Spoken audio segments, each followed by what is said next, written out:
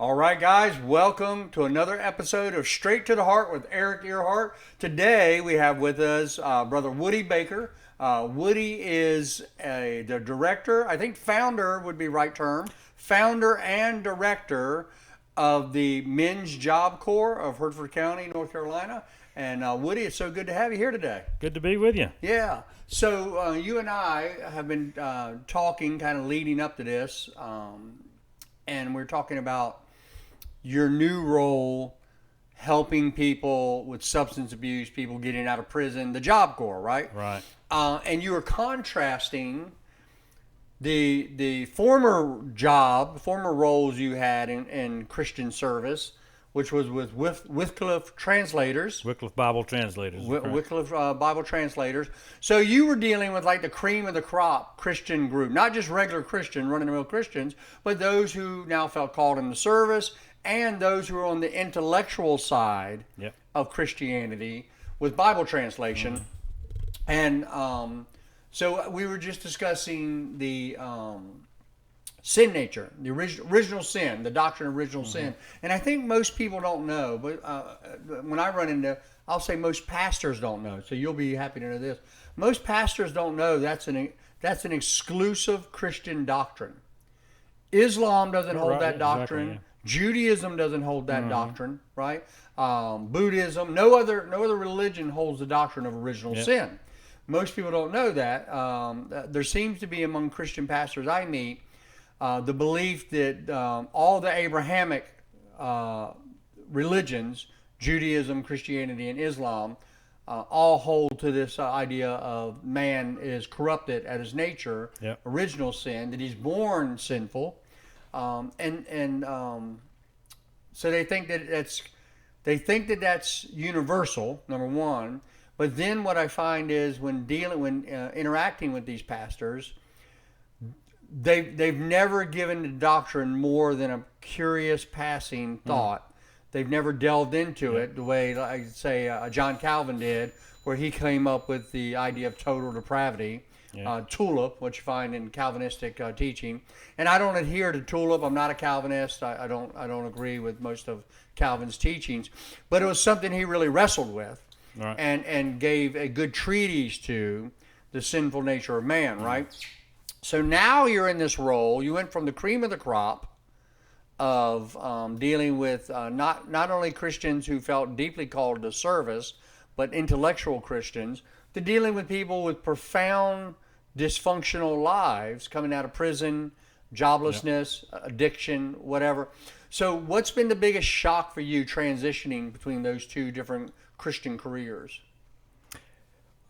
When we were working with Wycliffe, we were working with church leaders, and we were working in a culture and a context where the spiritual realm was very real. Yes. Witchcraft and shamans and things like that. Yeah, you were based in Australia, but you were ministering in the Solomons? That's correct. Yeah. We worked ministered So in tribal communities. Tribal communities. Yeah. So we knew there was an underlying danger there, and we were trying to help the fledgling church with Scripture so they could battle that for themselves. But we didn't have to deal with that directly. But you're here, as you've so plainly put it. I'm kind of on the ground here, feet on the ground, and so the biggest thing I think for me is understanding how well the Genesis story. When sin broke us, it did a really good job. Yes. And I've realized the depths of that, right, and how well that, in an underhanded way, just how broken humanity is. The creation story, Genesis story, is it goes all the way back, doesn't it? Yeah. So the Men's Corps is founded on that. It's I'm the site coordinator. The Women in Men's Corps was started back in the 70s through the Women's Missionary Union of the Baptist Church, and their core foundation for ministry is the Genesis story. That when Adam and Eve sinned, they broke these four basic relationships. The relationship with God, where they were hiding from Him instead of walking with Him. Right. where they broke it with each other. They were one blaming the other Yep. for what had happened. And the third was, they felt shame, Yep. which they broke the relationship with themselves. Right. So those are three. Yeah.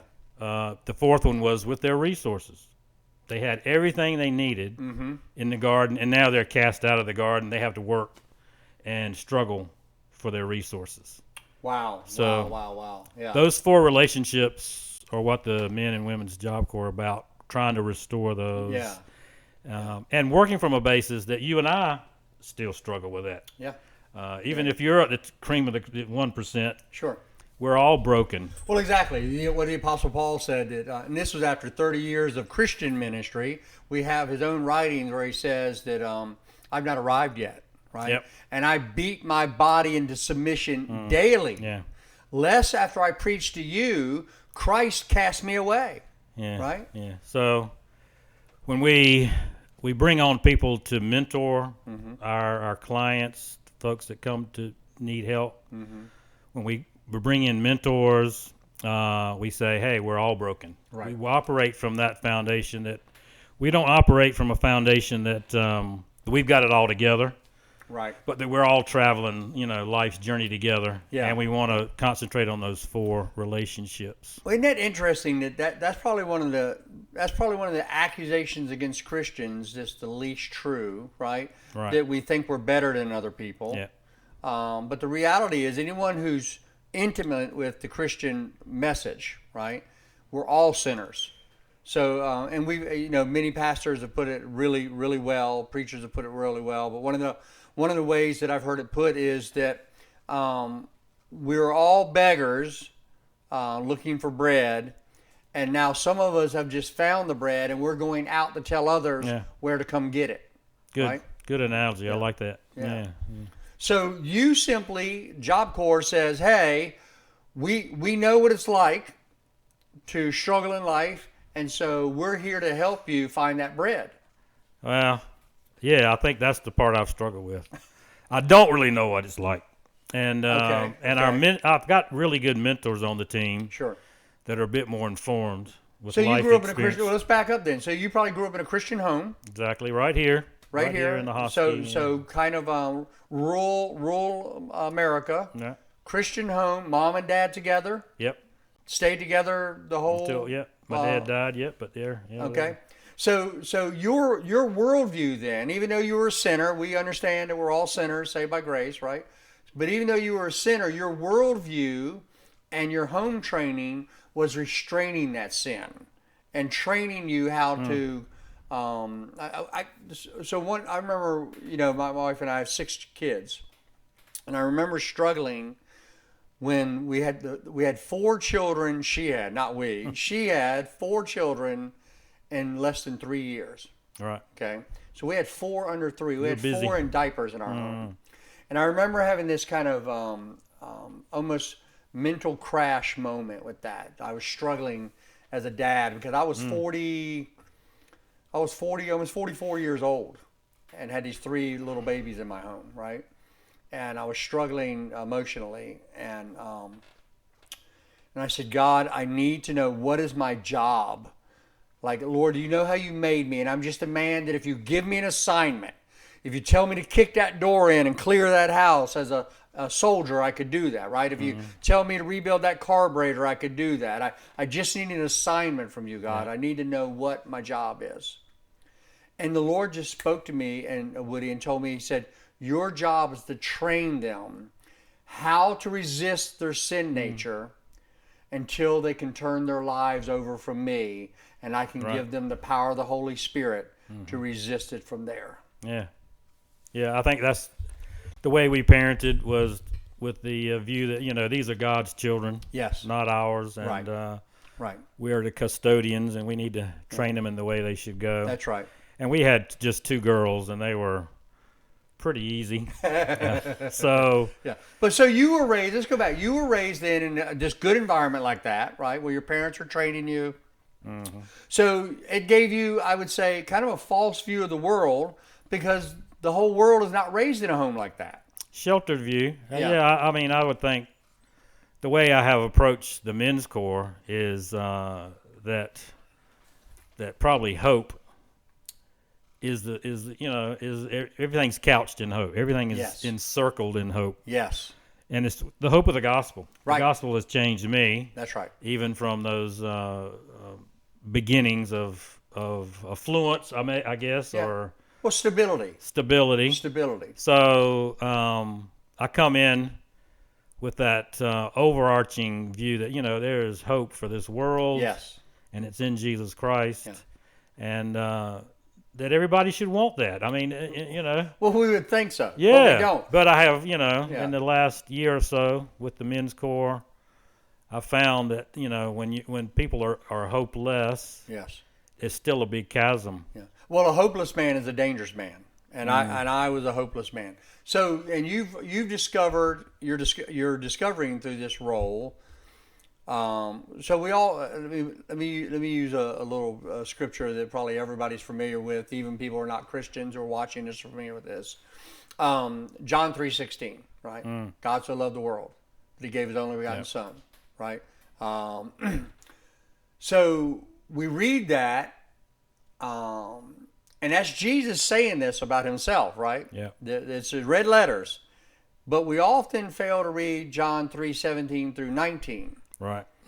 When He goes on to say that the world lies in wickedness and they reject Yeah. the light, right? Yeah. Yeah. They're in darkness and they love darkness and they reject the light, Yeah. right? So He starts out by saying, look, I'm here. Yeah. It's free. Redemption, salvation, hope is here.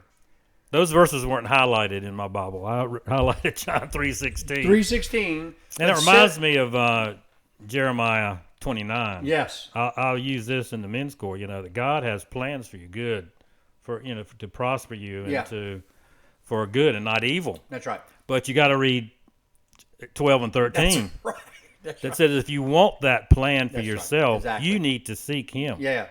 And that's what. Yeah. Yeah. I think that's the hope That's right. That's right. I wanted, and that's the way my wife and I have kind of led our lives, is to say, okay, God, what is that plan? Right. Show us that plan. Exactly. I don't want to plan it myself. Yeah. You plan it. Right. So that sent us to. Because you're hungry for that bread of life, and what we find is 90% of humanity is not hungry for that bread of life, and so we try to convince them that this bread we found brings life. Yes. Right. Yep. If you would just eat it. Right. And life abundantly. That's an abundant life. Right. Yeah. Aristotle said that the unexamined life is not worth living. So what you find is, and this is the thing about sin nature, that our own nature tells us to blame other people for the condition we're in. And our own nature resists examining ourselves and find out what we need to change about ourselves.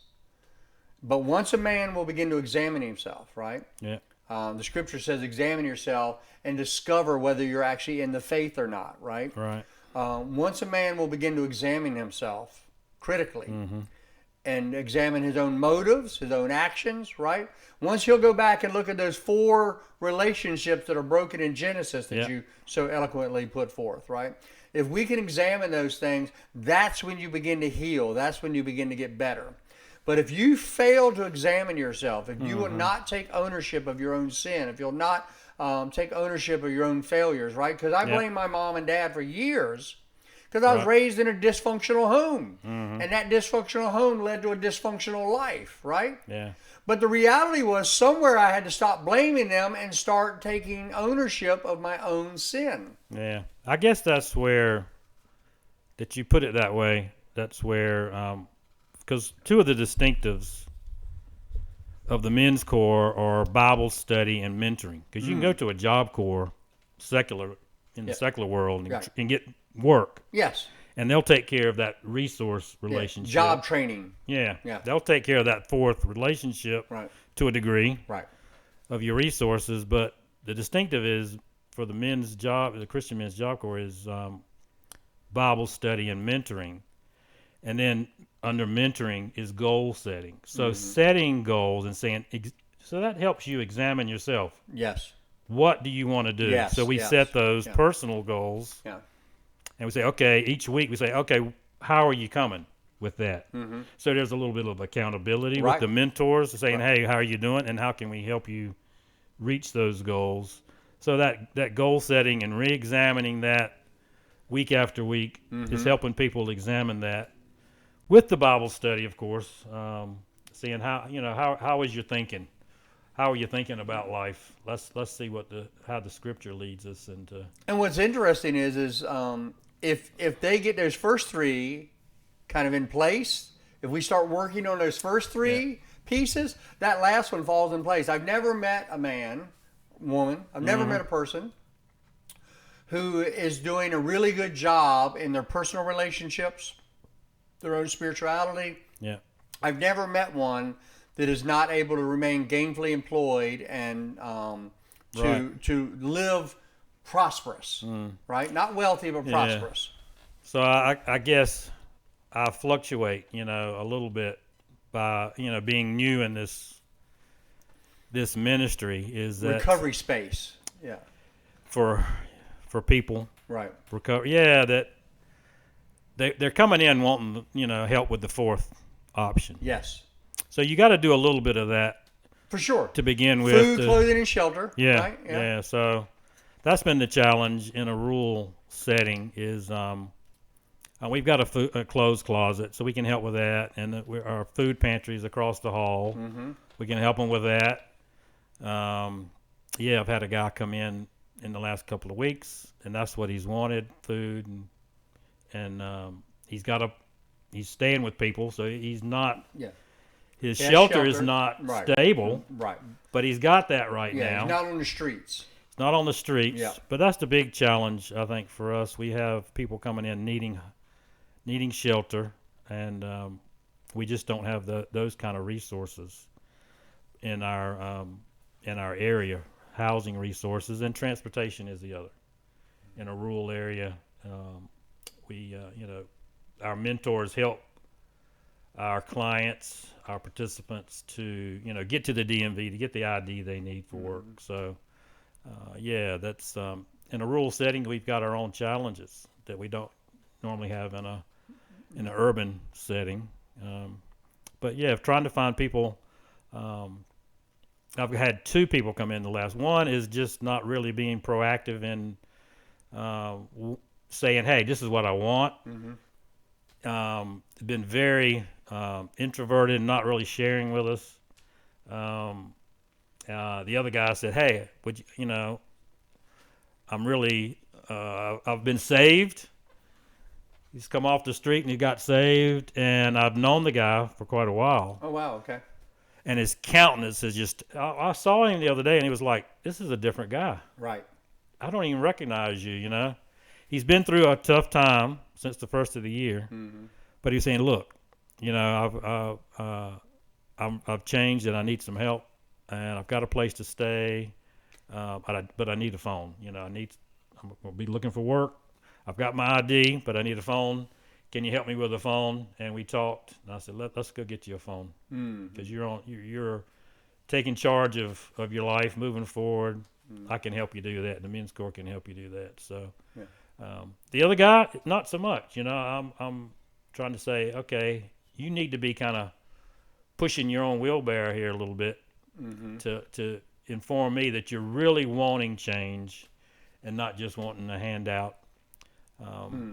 So trying to be discerning is kind of where I am, and I guess that comes through experience, and it's all new type of experience for me in the men's Corp, and I am thankful for our mentor group, who have a lot more than I do, so they've been good to be around and to pass things through.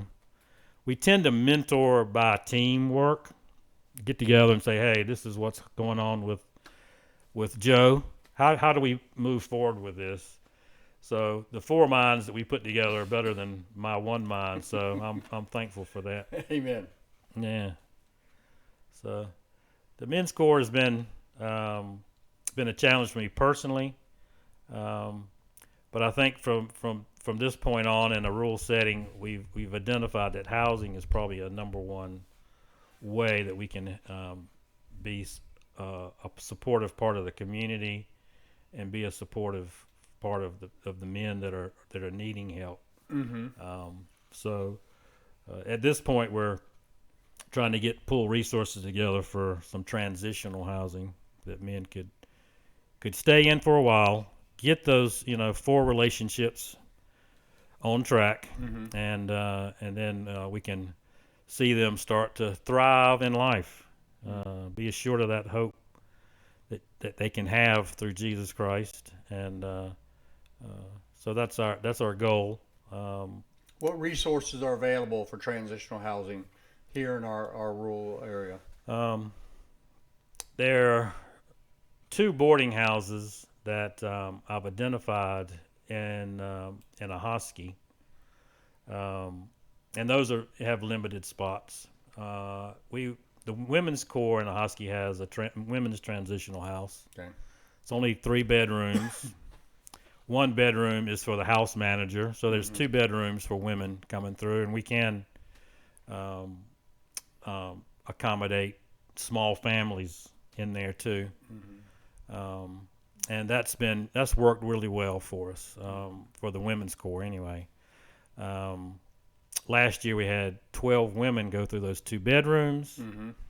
and all 12 got gainful employment, are on their feet, able to find housing, and we were able to help them, move in Yes. and get on their feet, and that's very rewarding. Yes. To see them just over the moon Sure. with that joy that comes that they're now on the way to self-sustainability. That's right. And stability for their families. Mm-hmm. So that's what we have in town. There's some transitional housing over in Bertie County that I'm going to tomorrow, actually, to look at that housing and see how they've got that set up over there in Windsor. So there's very little. There's a very little resource. So I think we're talking with the town of Ahoskie right now, and hopefully looking for partners that would want to do Sure. to build this type of resource in our area. Partner with us in that. Well, how about financial resources from the state or from the local government, federal, that would fund you guys having your own transitional house for the Men's Job Corps? Yeah, the town of Ahoskie has a block grant right now for a part of the town, so we're exploring that. There's an endowment fund for Bertie and Hertford County area. So that's in the early stages of development for the fund itself. So the endowment, we've had conversations with them that they are really looking for something like this, that the community would support the community. Right. So we're excited about that. Denominationally, the Christian denomination, the Baptist Church, are really wanting to do housing. They're doing housing in urban areas with immigrants coming in, Ukrainian, Afghanistan. So urban areas, there's a lot of activity going on there. Churches that are repurposing their property to house these folks that are coming in. Great way to witness and evangelize That's for people right, coming yeah. into our shores. For sure. Yeah. You put them into a church community. That's right. So they've got a built-in support system through that. So a lot of that's coming through government placement in the urban areas. But the government's doing a lot of that in urban areas because there's transportation and Right. plenty of housing. Yeah. So we're kind of concentrating on our local folks. The rural area. The rural area, our local people that are coming out of the justice system or coming out of addictions and trying to provide for our local people.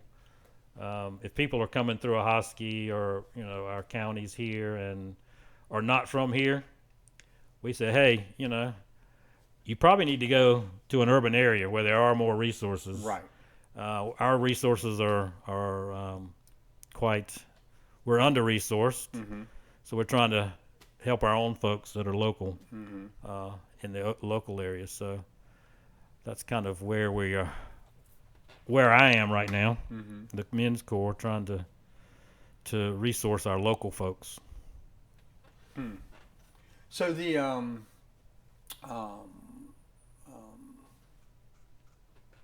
dynamics of rural community, and a lot of people, of course, unless you live here, and the reality is most people don't because it's so rural, right?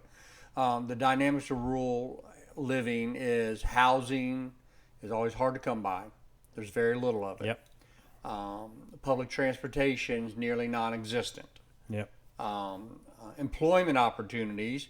Most of the people we know drive somewhere an hour, hour and a half, 2 hours, drive every day to go get gainful employment, good employment, right? So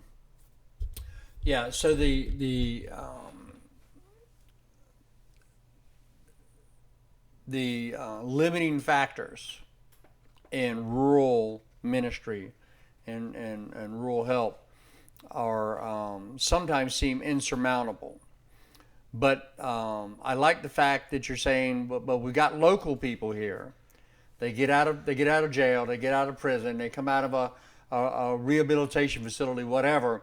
They're not moving away. They're not going somewhere. They're coming back here, and you're saying that these people need help as well. Yes, we're dealing with all these limiting factors, but that doesn't mean that we shouldn't help the people in our own backyard, right?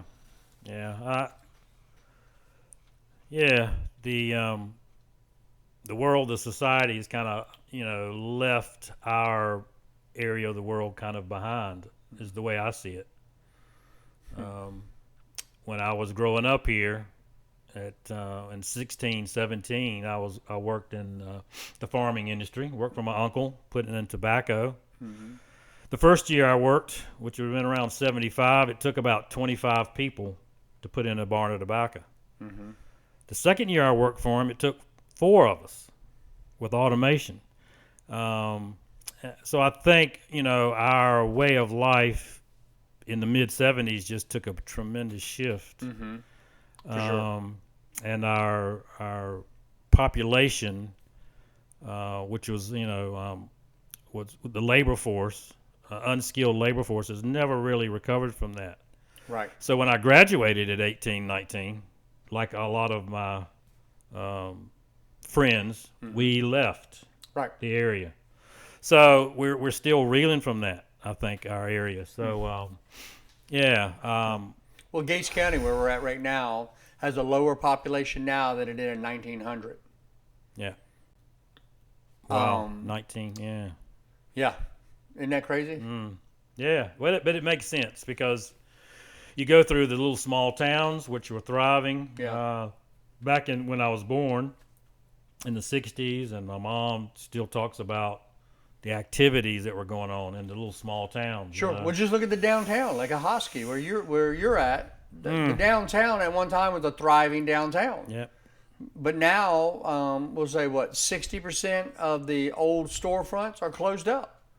There's either nothing in them, or what's in them now is really kind of not much. The buildings are derelict. I would love to be able to put a men's transitional house in that setting. Yeah. Just to boost up. We've had a few businesses come in. We've had an ice cream shop come in, and there's some rumblings of things happening downtown. Yeah. So there's a small group that Sure. want to see that revitalization, because sure. we see it everywhere else in the state, across the nation, where downtowns are becoming the cool place to be. Yes. Yeah, So if we could be a part of that, I think that would be something that we could give back to our community. And Ahoskie has been the hub for this whole region. It's the 5 counties. So if I don't want to drive all the way to Virginia, if I don't want to drive an hour and a half to go shopping, we have to drive 25 minutes to Ahoskie to go shopping, right? So it becomes a 5 county hub. Yeah, it's been that way evidently for a long time. Yeah. It's still that way to a degree. But that revitalization of the community would be a hopeful thing. energizing thing. I Yeah. think for people to see, Right. because I think our whole, from what the 2 years we've been back, I just see that there's lethargy. People are lethargic. People on the lower end of the socioeconomic scale, Mm-hmm. people on the high end of the scale think this is who we are. There's not much hope to be anything else. Okay. I think that's what I'm. It's interesting take because you spent how many years over in Australia? 20 years in Australia, Okay. and 20 years before that in Atlanta, Georgia. Atlanta. So city went from the city or southern city, Southern American Mm-hmm. city to what city in Australia?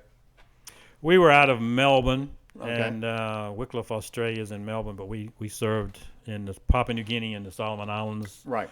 So very rural, Very rural. Very yeah. rural. Village life. village life. Yeah. We Okay. served there for a while too. Yeah. So So your take on coming back here, the 2 years y'all have been back to the hometown you grew up in, right? So you basically left here, went to college, and never came back for 40 years. we only came back because we had supporters here. We had churches and individuals in the area that sent us with Wycliffe. Okay. We had to raise our own support, Sure. and we're still being supported by local churches in the area. Yeah, yeah. So when the Lord said, "I want you to go back," I was like, "Whoa, that would be cool Yeah. to go back and serve the churches that have been sending us for 20 years." Yes. My wife was like saying, she said, "Whoa," but she didn't think that was so cool. Yeah. But Now, is she from the same area? Yeah, we're both from You're right both here. from right Grew there. up here. Oh, wow. We're like eighth cousins, Yeah. like you are in the rural South. Yeah. Everybody knows everybody. So Yeah, I heard one of the guys in our church said, he said, we don't have a family tree. We have a bamboo shoot. right. There's only a couple of branches on our family tree. That's yeah. right, yeah. Yeah. So we're both back, and it has been very hard to transition back once your worldview expands, your experience expands. To come back, we would come back for furlough every 3 or 4 years, Sure. and it was over a series of furloughs that we saw a Huskies decline and say, "Oh, it's sitting far off from the developing world that we're serving in." Yeah. With the downtown of Hosky especially, and we Yeah. said, Well, and so that decline you saw, and because it plays into national politics and everything, it's much of the decline of Middle America, economic decline, job availability, good paying jobs, right?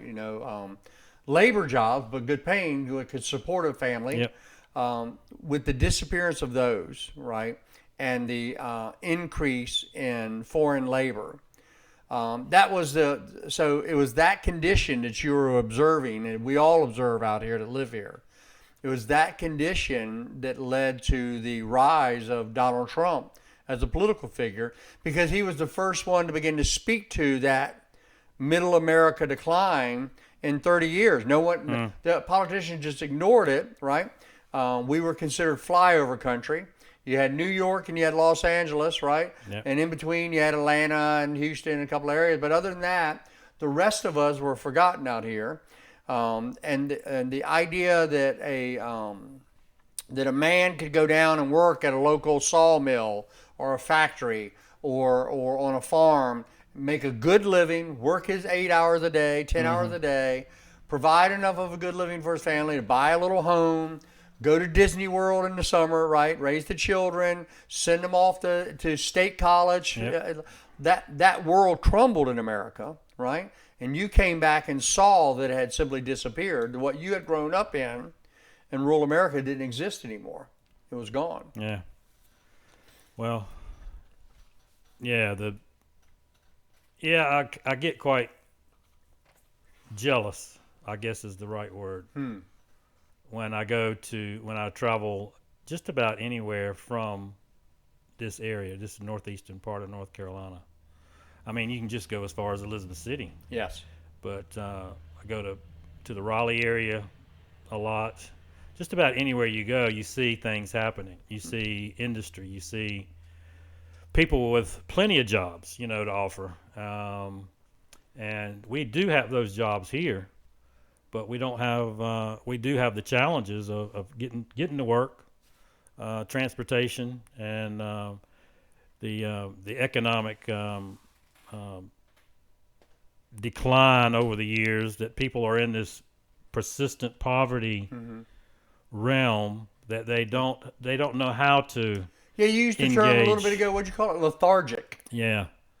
So I think we're in persistent poverty area where 20% of your population is under the poverty line for 30 years or more. Yes. That's where we are. Yeah. So I think there's a lot of people that don't have that hope, don't see how they can get out.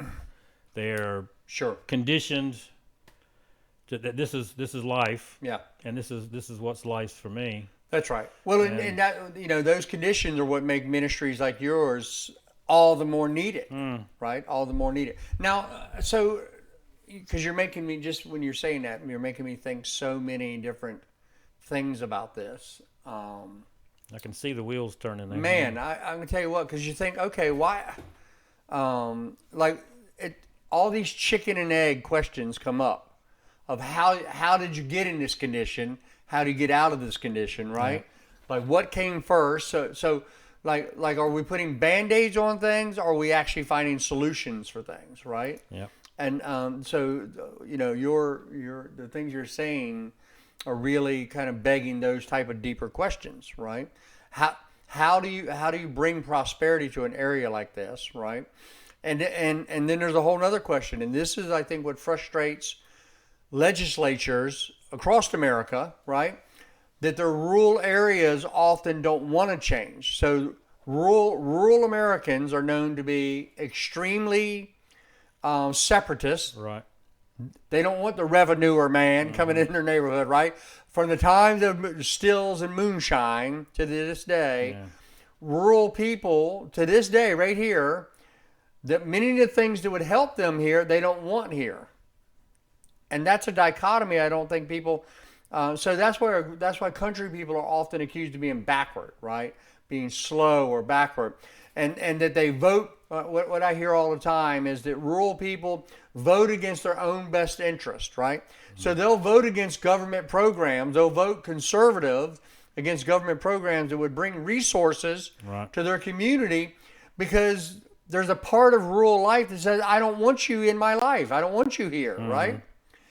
And that creates this strange kind of dichotomy where you now you're bound in this area with little resource and little hope, but you also, on the other hand, your very culture says we don't want those things here. Well, I think that's the voice we hear, which is probably the upper economic area, of our society. Mm-hmm. I think people in persistent poverty perhaps don't have that voice that we hear. Okay. And perhaps they don't even, have a statement.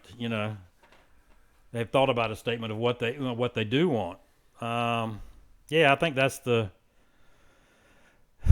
I kind of don't really consider that, because I say, look, there is hope through Jesus Christ, and right. And what we're trying to offer people. Yeah. I think the problem is people that we're trying to reach, that are in that persistent poverty, no hope, things can't get better, things won't change. Right. That our rural area does have resources. Yeah. And there is a way that you can thrive. Right here, right now. Yeah. Disregarding whatever the politics are or what. Right. Well, there are things here. That's what you bring to the table, is that individual assistance and hope, right? Yeah. That's right. Right. Which is distinct from kind of the systemic issues. Yeah. Because I was responding to your statement about the jealousy when you go to these other communities, right? So one of the things that made me think of is that all these years, there's not a single shopping center in the county I live in, right? Not one. Yeah. And it's because the people here don't want it here, right? It's close enough. They can get to it if Yeah, they want to. Yeah. they can drive 30 minutes. But if you can't drive 30 minutes, now you're in this underclass of this rural area, right? That's right. We lived and on the main drag on the main highway coming into Ahoskie, you know. And we had a constant stream of traffic for people in our community going to the local Five and Dime, you know, Right. Which is the Dollar General store. Right. The Dollar General store has solved a big problem Yes. in rural America where Never you've believe got it. these food deserts. And Yep. here, so there was a food desert in the microcosm of Ahoskie. Right. On our side of town, the north side of town, there's Yep. no grocery store. You got a 5-6 mile journey Walk. Yeah. to Walmart, where Right. Food Line That's is, right. where Piggly Wiggly is. On our side of the town, there's nothing. Nothing. The one little place that was there closed. So Yeah. we had a constant stream of people walking in front of our home Yeah. on That's Academy right. Street. Exactly. Yes. And behind there was a road. Yeah. Going to Dollar General. That's where they bought all their groceries from. Brother, you can go right out here on this highway, right? And you can watch people walk every day with their Dollar General bags. So they go and they shop. And I stopped this one gentleman one day and I said, "Hey, do you need a ride? Where are you at?" And he's like, "Oh," and he told me where he was. And I said, "That's like 3-4 miles down the road." And he's like, "Yeah, I had to come get some stuff." So when you're going to shop for your family, you know, you're walking, and you've got 4 bags. So are you going to buy economically? Are you going to buy a 10-pound bag of potatoes No, to take home? no. No, you're buying. You're restricted on how you shop. Yeah. You're buying microwave food. That's right. Yeah. So, and and there's no sidewalks. You know, they're walking on this major highway. Yeah. So when you say that, so when I married my wife was born in Los Angeles. She was raised in Dallas, Texas. Right. She went to school in Oklahoma City, Oklahoma, and then became a school teacher for the next 15 years. Right. All right. And she taught for one of those years in Haiti, Port-au-Prince, Haiti. When she moved here, Woody, to rural You were lucky North to Carolina, find her. huh? You were lucky to find I'll her. tell you what. Now the blessing of the Lord, the blessing of the Lord maketh a man rich. I'm telling you right now. When she moved here, one day she came home. She was teaching school here. She came home and she started crying. And I said, "What's going on, baby?" And she said, "What's wrong with these weird people here? There's no street lights. There's no sidewalks. There's no nothing." And I was like, "What?" And then she's sitting there crying. I said, "What in the world?" And she said, it's more of a culture shock for her to move here to rural North Carolina than it was to move to Port-au-Prince, Haiti Wow. from Oklahoma City. Yeah, I think that's the way we feel. And right now, we're looking for transitional housing, and it needs to be in like a 5-block area Right. in Ahoskie because the guys that are They got to be able to walk somewhere to get food. Exactly. Yeah. So it's going to be on that side of town. Right. Can't be, if it's on the other side of town, there's challenges. I've had some offers for parsonages, for churches, local churches, saying, "Hey, we're not using the parsonage. Come out and have a look at it." So, but that's the two that we've had are rural. Right. So you're back to. So you're walking 3-4 miles in town to get something to eat. Yeah. Yeah. These are more. You couldn't walk Right. from these that we got, but so we're hoping to get something that people can walk to. Right. It's got to make practical sense. Sure. Yeah. Well, and we're making the case right now for why people migrate to urban areas, right?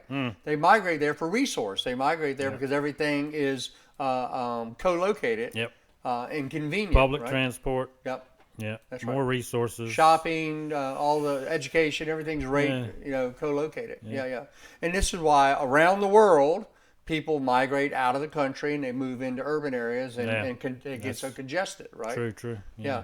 Where if we would simply have a concerted effort to provide more of these things in rural areas, we could alleviate some of the congestion in the urban areas, right? That's right. You could Yeah.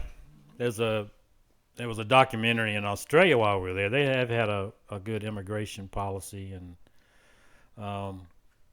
during our 20 years there, we saw a big influx of Sudanese coming in from the turmoil. the Dhofar War. Yeah, so we had all these Sudanese folks coming in to Melbourne, and the context in Melbourne was when we moved there 25 years ago. It was very white European looking. We did have an Asian community. Yeah. So you'd go over a couple of suburbs and you'd be Yeah. right in Little Asia, and that was Yeah, kind of yeah, weird to us yeah. being from rural South. Right, kind of a bit there. That's the Asian business community there. Yeah, we've had a big Asian influx. Yeah. But from World War II was the white Europeans coming Right. in, and then all of a sudden we have these dark skinned people coming in, Right. these Sudanese, and we're going, oh man, this is so refreshing to see some color. You Right, know? so- We're from Eastern North some Carolina. salt and pepper here. Yeah, we were from Eastern North Carolina. This looks great, you know. But after they had been placed in this big urban area for a while, they weren't doing well. Right. They were struggling. Yeah. There was a documentary that's had a group move out to a rural community in Australia. Very rural. They were, farming, cattle, sheep community. And their primary school, they were about to close it because they didn't have enough kids Right. to pay. So they ended up saying, hey, let's try the Sudanese families out here in the rural. Well, they were from rural area in Sudan. Right. They love farming. Yeah. Give them a piece of property that they can have a garden in. They Right. were happy as Larry. That's right. You know, A little bit of cattle, chickens. Yeah. So why am I telling you that story? I forgot. But anyway, context. Well, we were of, talking about the way people flood into urban areas for Yeah. the resources, but that if we so would, work a little bit smarter and yeah. Well, this is one of the big arguments, of course. So you are trying to help people struggling in the United States, and this is one of the big arguments about the way we conduct our though what I'm about to say about our immigration system, though we had an anomaly with Joe Biden, he was not really that big of an anomaly. So his anomaly was in the scale by which he opened our borders and allowed illegal people to flood into our nation, right? It was only a scale issue, but Carter and Reagan and Bush and Clinton and Obama, everybody's done it, right? Because our industries demand cheap labor, right? But what happens then is in a rural area. So right now, since Trump has taken office, it's changed dramatically. But just a year ago, right here where we're at, as I drove down the road, if you saw someone cutting grass, it was clearly someone from the southern hemisphere, right? If you went into a restaurant, the person washing dishes back there or cooking was from the southern hemisphere. If I went into town anywhere, if I went to Raleigh or anywhere, every hotel worker, the hotel would be owned by the kind of classical Pakistani or Indian family, right? But all the workers were the Spanish speakers from South and Central America, right? So the argument then is that by doing that, by flooding our nation with cheap labor, that the people you're trying to help are now being deprived of job opportunities, but which could help them get on their feet, that they could start at this $10 an hour job, because what's the old saying, it's always easier to get a job if you have a job, right? So there's this argument that the way we do our labor, the way we do our immigration system, and I would say this, I would say we use illegal immigration as a methodology to maintain a slave labor force in America. In other words, that's why all presidents allowed it up until Trump, because the business community wanted these undocumented people because they didn't have to give them benefits, right? Right. It would Yep. absolve them of the responsibility of giving them benefits. Where if they hire this American citizen that you're helping, right? They're now bound by all these labor laws and the benefits they have to give that person, right? So this slave labor, as I call it, because every empire needs slave labor, this influx of this slave labor, ultimately these people mostly ended up in rural areas, right? They were sent to small towns all across America. Now they did exactly what you were talking about. So if all of a sudden you've got 30,000 Haitians show up in rural Ohio, right? School systems that were struggling are now full of kids. They get to count all those noses and get more money from the state, right? Mm-hmm. So in those ways, it seemed to provide a benefit for the system, right? But what it did was it caused competition for the local Ohioan trying to get him a job, right? A living wage. So there's this struggle with how do you create a system to take the people you're trying to help, right, and give them a ladder out of their poverty and a ladder out of the dysfunction that the hopelessness you terms used. Yeah. Right? Yeah. Yeah, the economics is just one piece of the Ultimately, it's a spiritual puzzle. battle, right? Yeah, It's I think it battle. is, and these local industries are willing to. They're wanting a good workforce. Right. You know, your employers want people that show up on time. Exactly. Put in a day's labor, right? Get That's paid right. for that. Can't blame them for that. Nope. But when your local population Is lethargic, I think the term you used. well, yes, I think lethargic because of the challenges of getting to work, the transportation to getting to work. Sure. Um, So you don't think there's a spiritual malaise that makes them where they don't want to work? well, definitely, but I think it may have come from challenges too hard to feel like they can bridge. So feeling that everything's against me makes me where I just don't even want to try. Yeah. Is that what you're thinking? How do I get to work on time? Right. I've got these requirements, responsibilities I need to meet, and it's a challenge. Yeah. If I got a car, great, I can get to work. Mm-hmm. But I got to keep Sure. the insurance on it and keep it maintained. And Well, So- let me ask you this then, because so is there a lesson to be learned from these immigrants that come in that seem to overcome these challenges and hurdles?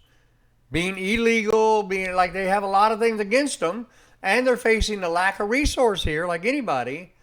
But often, like in other words, you can't really be in our area. Now, maybe you can in an urban area, but you can't be here illegally and be unemployed and Right. vagrant, right? Because you're going to prison and you're going to be deported. Yep. So they maintain employment.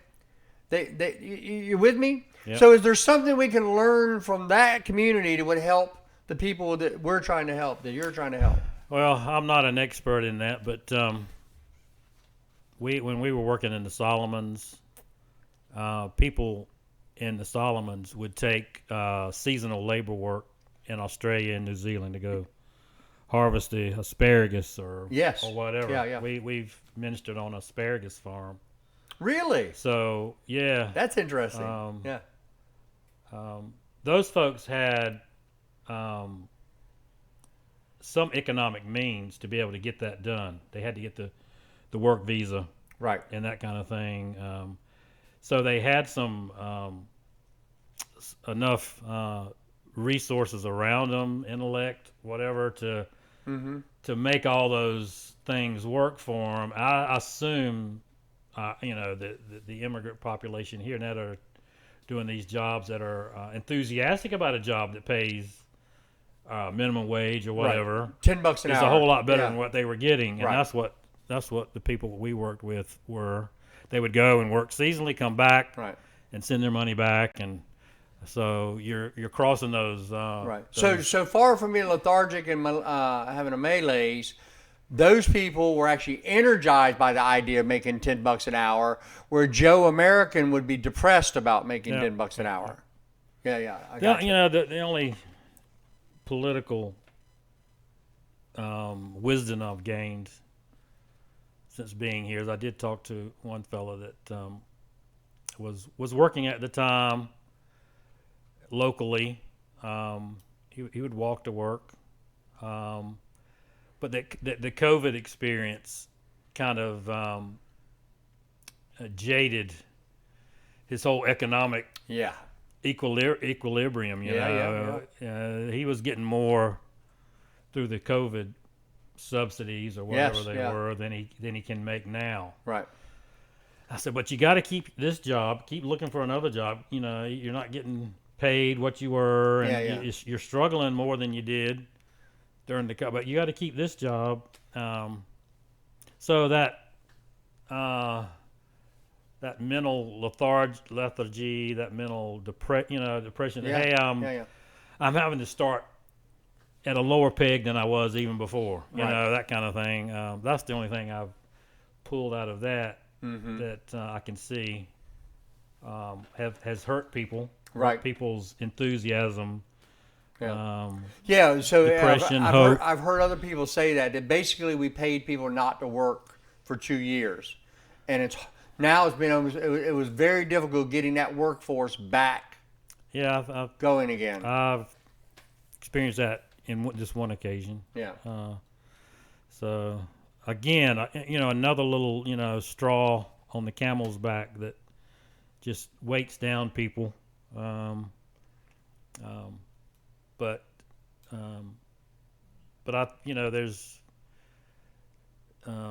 there's not too much weight that we can't overcome that. I mean, Right. there are economic opportunities in Yes. our area. Yeah. There are jobs here. Yes. And yes, the Men's Corps wants to help you find transportation there if that's what it takes. And get the right work clothes that you need. Right. Get your ID. Get the small pieces Yes. that can help you do that. And Yeah. we'll help you get to work. We're going to help you do that until you get on your feet. That's what we want to do. Right. And there are opportunities here. If moving to Piedmont, North Carolina, like I did, isn't an option for you, let's make it work where we are, Sure. because there are opportunities here. I moved here 2 years ago thinking, okay, there are no jobs. I was wrong. Right. There's always work. There's work. If you're There's willing to work work. done. That's Yeah. right. Yeah. And there's some challenges getting to work, Sure. and but they're not insurmountable. Yeah. So what you guys do? So I like back to we started with those 4 pieces of human kind of flourishing, right? Yeah. That in the Genesis story tells us that those 4 were fragmented and there was a destructive force against them. But putting those 4 back together creates human flourishing, right? So you have discovered that if we can get these put back together, the 3, if we can get those 3 put back together, that even in rural communities, that number 4 is there. I think so. I believe that. I agree with you. Yeah, I believe that. Yeah. That there are jobs to be had, and employers want good employees Right. that have an attitude to serve and have buy into what the company's trying to do. I went to a restaurant on the weekend with my mom after church, and it was just a fast food restaurant, and the people were so nice, and we sat down and they brought us the food, and they brought the tea by multiple times, and the service was just like, man, I wish I could get our fast food load a bus, Yeah. okay, and just come have a meal with this place. Where So was you this know, at? this was in Clayton, Okay. North Carolina, Yeah. just outside of Raleigh. But this Just a sense of excellence and service. Yeah. Yeah. people were doing, lower wage jobs, Right. waiting behind the counter and serving the tables. But boy, they had been trained well, I think, and their expectations were high Right. of Right. what they were expected to do. Yeah. And it was a good experience, to go to sit at a nice, clean restaurant and Yeah. feel a little special, These folks really, were waiting on you, Right, So you right. got more than just the Yeah. food experience. You got Sure. they spoiled you a little bit. Right. So, yeah, that was neat. Yeah. Neat. So, Yeah. yeah, that excellence and I think it all comes from probably that basis of hope. I'm doing this job today. It's not where I'm going to end up, Right. but there is hope. I know there's, once I get my training, once I get my education, Yes. I've got Yes, bigger yes, things yes. in store. Yeah. So that's what we want through the Instilling that in Yeah. someone, man. And- Wow. Yeah. and say, what are your goals? What do you want to do? Right. So And find a path there. yeah, let's do these. You're not stuck here. Let's find a path there. Yeah. Right? What are the goals? Let's Yeah. be smart about it. What are the steps Yeah. to get you there? Yeah. And setting goals, are very important. And but yeah, there's a lot of those Yeah. steps you got to take. Sure. They're Yeah. not complicated, really. Right. But Well, so like with me, it's such an important message for people to grasp. I went to prison at 30 years of age, right? And I got saved that same year. I was 30 years old. So I had those 4 years where my life was on hold. I was literally, the way I termed it, you're like a can of beans that gets puts on a shelf and you have an expiration date, right? And you just have to wait for that expiration date for your can to be taken off the shelf, yeah, right? So my life was on hold, but through Christ, even in prison, now that I was a Christian and through Christ, I was finding hope every day in the Scripture, finding hope every day in fellowship with other Christians, right? Excellent. So that when I got out, I no longer felt like a victim. I no longer felt like I was victimized by society. I was no longer hopeless. I stepped out of prison thinking the world is my oyster, right? And that it was I felt like I was on this grand adventure to see where God would take me next, right? And I think that's so important what you're saying that and I try to teach my children this, that one mistake or this job you're in is not the end of your life. This is just one part of your journey. It's one part of your story, right? Just keep going forward to the next thing and enjoy the adventure, right? Yeah.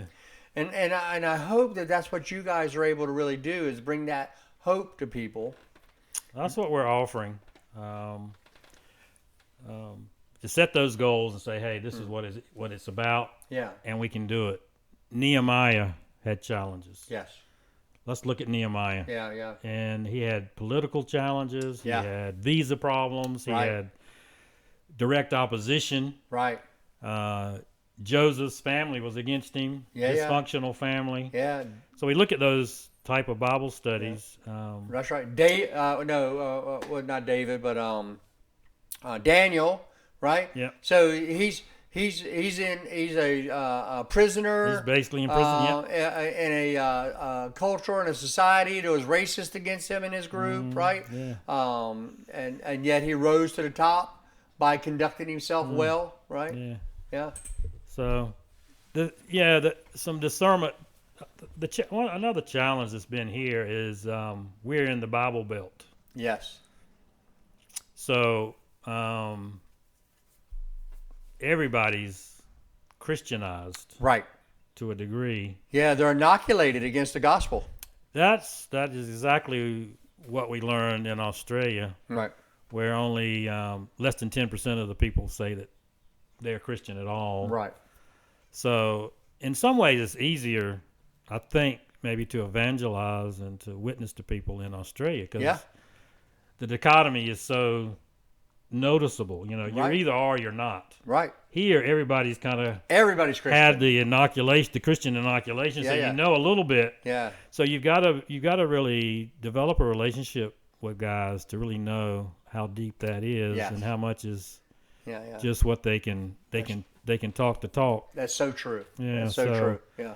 I found that in prison as well. The Bible study is key, and it's what I've appreciated in my own life. The Word of God is that two-edged sword. That's right.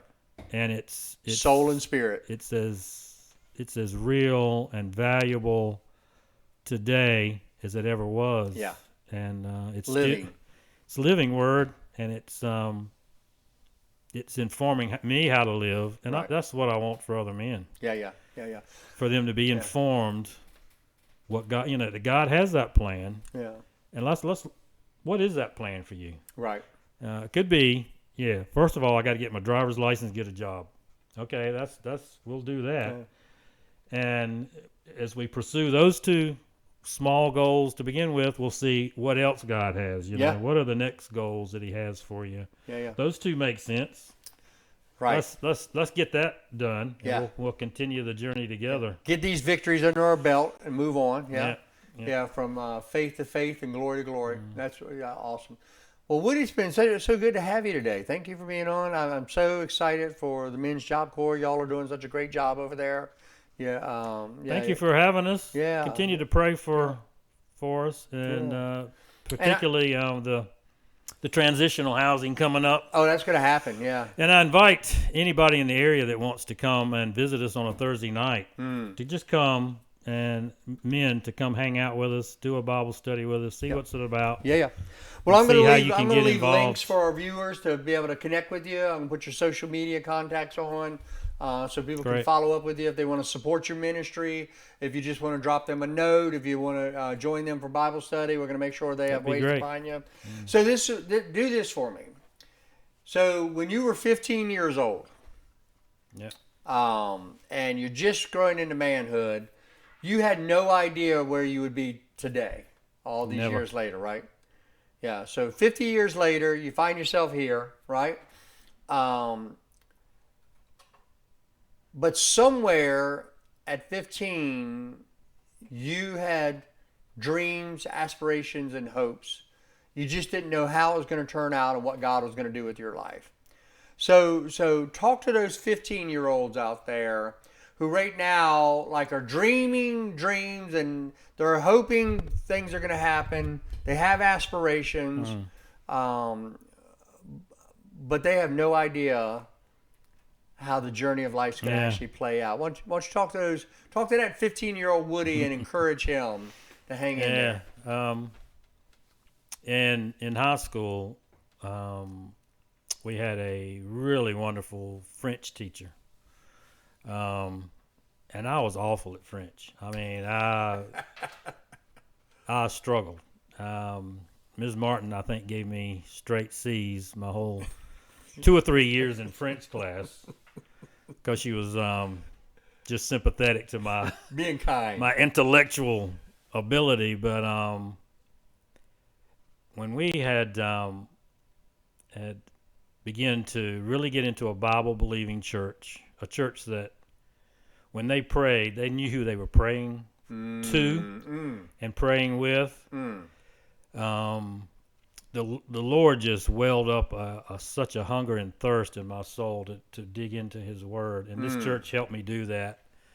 And it was through that church where I learned that the Lord can use you in amazing ways.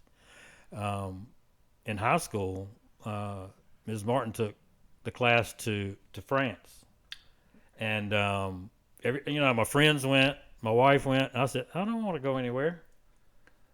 Just leave me here. It's hunting season or fishing season. I'm not going anywhere. I'm not going to France. Country boy. But when I did that in our church, that brought in missionaries, and we met missionaries that were doing just ordinary things all over the world, that changed our lives. They say, man, these folks don't have wings. They're not angels. They don't have halos. They're just doing what the Lord has asked them to do. And the Lord directed that. The Lord provided that. He was their provision. Yes. He was their travel agent. He was their real estate agent. And we put our trust in that. Yes. And from not wanting to go to France on a high school tour, He took us to Australia, to the Solomons, Papua New Guinea. I mean, when we were there, Well, I was learning how to drive on the left side of the road in Australia, and the family's in the car, and they're probably pretty nervous because you get to an intersection. Okay, I had the girls chanting, "Oh, stay on the left. Stay, when you turn, stay left. Don't go right." So we're all kind of meeting this challenge together.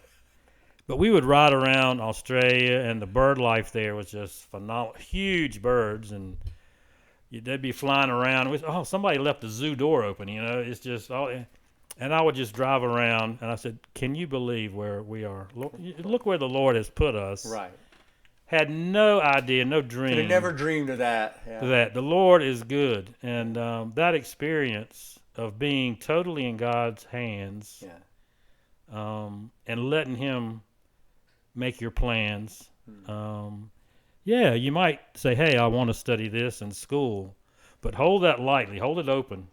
Say, "Lord, how are you going to use this?" Yeah, I got into the photography business early, and the Lord used that, but it was just another step for something else He wanted me to do.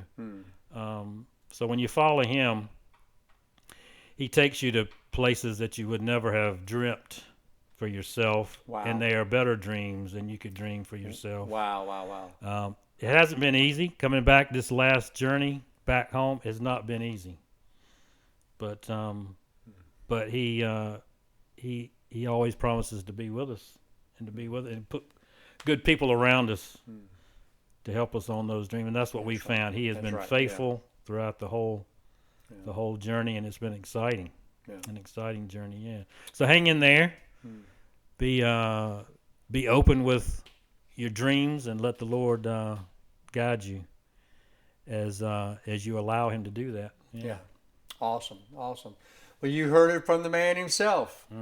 For you young people out there, Gen Z, find a good Bible-believing church. Get in there, and then let God take your dreams and expand them to places you never thought possible. Yeah. You never thought possible. Thanks so much for joining us today on Straight to the Heart with Eric Earhart. Like, comment, share.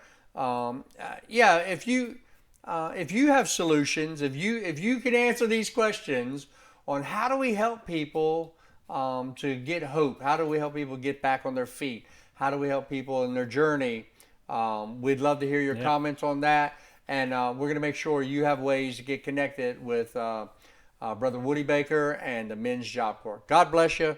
We'll see you next time.